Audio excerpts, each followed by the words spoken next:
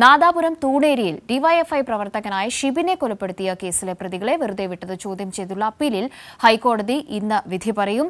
എരഞ്ഞിപ്പാലത്തെ special additional sessions കോടതിയുടെ വിധി റദ്ദാക്കണമെന്നാവശ്യപ്പെട്ടുള്ള 3 ഹർജികളിലാണ് വിധി ഇന്ന് വരുന്നത്. Good morning Umesh.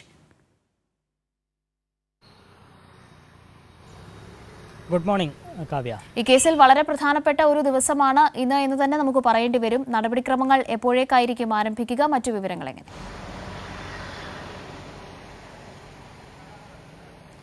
കാവ്യ, നാടിനെ ആകെ ഞെട്ടിച്ച ഒരു കൊലപാതക കേസിൻ്റെ അപ്പീലിലാണ് ഹൈക്കോടതി ഇന്ന് വിധി പറയുന്നത്. രാവിലെ 10:15 തന്നെ വിധി ഉണ്ടാകും എന്നാണ് പ്രതീക്ഷിക്കുന്നത്.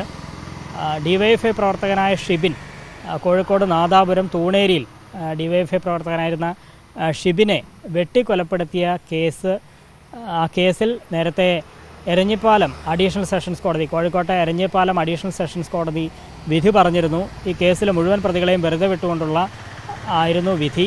ആ വിധി ചോദ്യം ചെയ്തുകൊണ്ട് സർക്കാർ മാത്രമല്ല 3 അപ്പീലുകളാണുള്ളത്. അതിലൊന്ന് പ്രോസിക്യൂഷൻ, സർക്കാരാണ്. രണ്ടാമത്തേത് കൊല്ലപ്പെട്ട ഷിബിൻ്റെ പിതാവ്. മൂന്നാമത്തെ അപ്പീൽ എന്ന് പറയുന്നത് ഈ ഷിബിനൊപ്പം അന്ന് ആക്രമണത്തിൽ പരിക്കേറ്റവർ. അങ്ങനെ 3 അപ്പീലുകളിലാണ് ഹൈക്കോടതി ഇന്ന് വിധി പറയുന്നത്. 10:15 തന്നെ വിധി ഉണ്ടാകുമെന്നാണ് പ്രതീക്ഷിക്കുന്നത്. ഈ 2015 ഈ കേസിനാസ്പദമായ സംഭവം നടക്കുന്നത്. 2015 ജനുവരി 22 നാദാപുരത്ത് വെച്ച് ഈ ഷിബിൻ കൊല്ലപ്പെടുന്നത്. വാഹനത്തിലെത്തിയ സംഘം ഷിബിനെ വെട്ടിപ്പരിക്കേൽപ്പിച്ച് കൊലപ്പെടുത്തുകയായിരുന്നു. മുസ്ലിം ലീഗ് പ്രവർത്തകരാണ് ഈ കേസിലെ പ്രതികൾ എന്നുള്ളതാണ് ഏറ്റവും പ്രധാനപ്പെട്ട കാര്യം. അതുകൊണ്ട് തന്നെ രാഷ്ട്രീയവും വർഗീയപരവുമായ വൈരാഗ്യം വെച്ച് ഷിബിനെ വെട്ടിക്കൊലപ്പെടുത്തി എന്നുള്ളതായിരുന്നു പ്രോസിക്യൂഷൻ്റെ വാദം.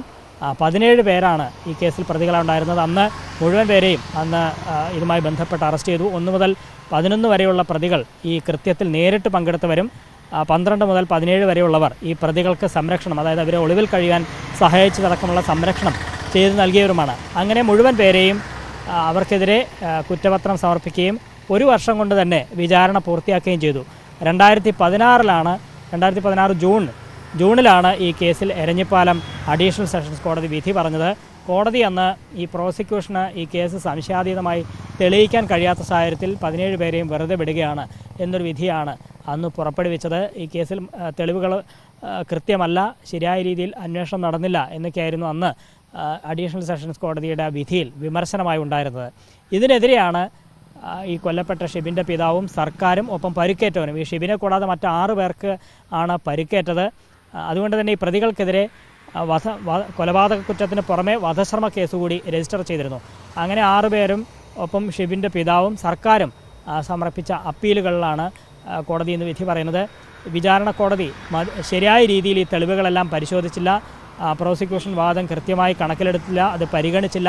സാക്ഷിമൊഴികളും കാര്യമായി പരിശോധിച്ചില്ല എന്നൊക്കെ ചൂണ്ടിക്കാട്ടിയാണ് ഈ അപ്പീൽ സമർപ്പിച്ചത്. അപ്പീലിൽ വളരെ വിശദമായി തന്നെ വാദം കേൾക്കുകയുണ്ടായി. മുഴുവൻ വാദവും കേട്ട ശേഷമാണ് ഇന്ന് രാവിലെ 10:15 ഹൈക്കോടതി വിധി പറയുന്നത്.